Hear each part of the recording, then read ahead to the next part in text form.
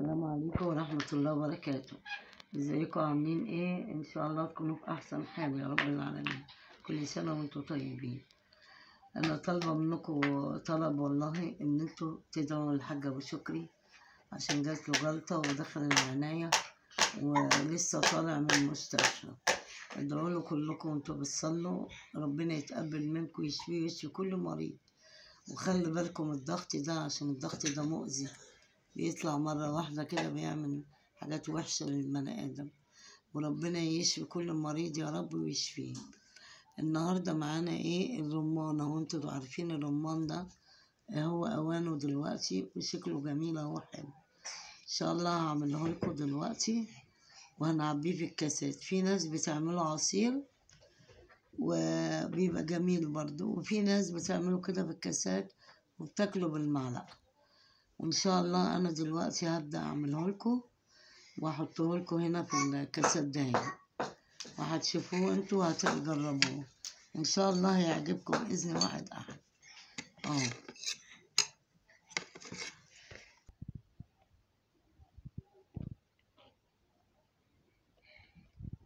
زي ما انتوا شايفين كده اهو، فتحتها وبخبط عليها بحرف السكينة كده وهي كلها بتنزل معايا كده كلها زي ما انتوا شايفين كده اهو.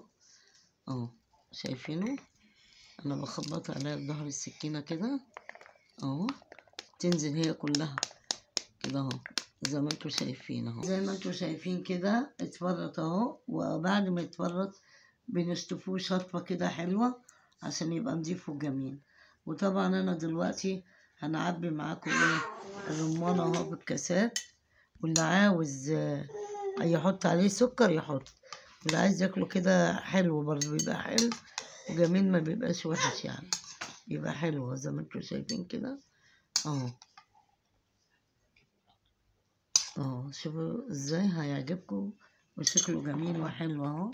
وهو مفيد برضو للصحة وكده وجميل. يعني بيقولك الرمان ده فيه برضو كذا فايدة حلو للصحة وكده. ان شاء الله هيعجبكم ويا رب بس كده يشفى ابو شكر يا رب.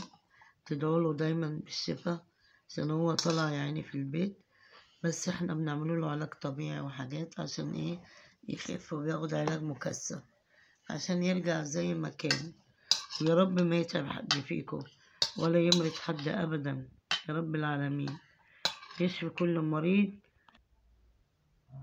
طبعا انتوا شايفين اهو لما عبيناه في الكاسات جميل اهو شكله حلو. واللي عايز يرش عليه رشة سكر ياكله بالمعلقة ماشي، اللي عايز يحط عليه شوية مية بمورد وسكر ماشي، كله بينفع يعني، كله جميل، كله يعني فايدة، مفيش حاجة وحشة الحمد لله. ويا رب دايما انتوا على خير واحنا على خير. ادعوا لابو شكري والنبي ربنا يشفيه ويرجعه احسن من الاول، ويشفي كل مريض يا رب، ويشفي وما يخليش حد مريض في الدنيا يا رب العالمين. وان شاء الله يعجبكم الرمان، وطبعا تجربوه تشوفوه ويعجبكم بإذن الله. والسلام عليكم ورحمة الله وبركاته.